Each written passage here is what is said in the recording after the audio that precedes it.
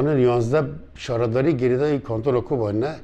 کارو باری 11 شارداری راحتی کرد سری ساله دو حتی نه ام بین حجر المكسر كفري بقلعون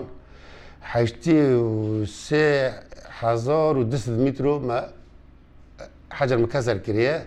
بالدولار 194,157 دولار بالسوري 107 مليون مصروف حجر مكسره 83 كيلومتر ودست مترو حجر بقايا وديان شغلي فيدان حتى هناك ما كري دسد و 3 كيلومتر و 100 متر مصروفي ليبي 55,000 دولار و 2 مليون و 400,000 سوريا واجي بقايا وديانه. اما بالنسبه مشاريع الصرف الصحي البلديه كوباني وبلديه سرينه وبلديه شيرانه حتى هنا 7,040 متر مكريه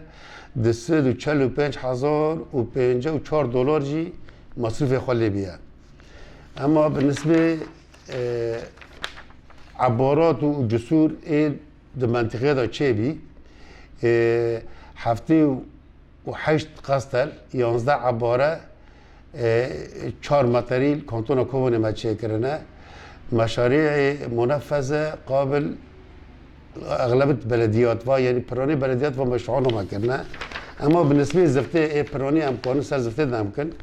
جبيستو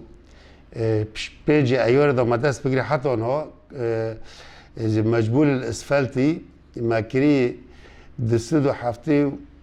دتونو مجبوله بكيلومتر 54 كيلومتر يعني 6 متر بسماكي حي سنتيما يعني 54 كيلومتر ما زفت كريه بالدريجاي تشتي كما زفترا كري فوايا حتى انها كاروباري كما دفما سر ساله حتى يرو كري فوايا اوفجي مشاريع ما اوفي 4 جند للشرقي حوزي اذاعي ما كنا جندي چولبگی